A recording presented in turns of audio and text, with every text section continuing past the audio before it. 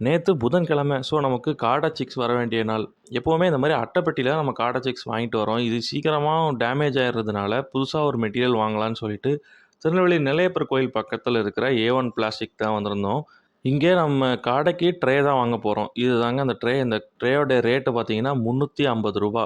நம்ம ஒரு 5 ட்ரே கிட்ட வாங்கிட்டோம். அப்போ நம்ம வண்டியிலேயே நம்ம கிட்டத்தட்ட 1000 காடைகள் வரைக்கும் கொண்டு வந்துரலாம். இப்போதைக்கு நமக்கு 200 தான் இப்போ வரைக்கும் கிடைச்சிட்டு இருக்கு.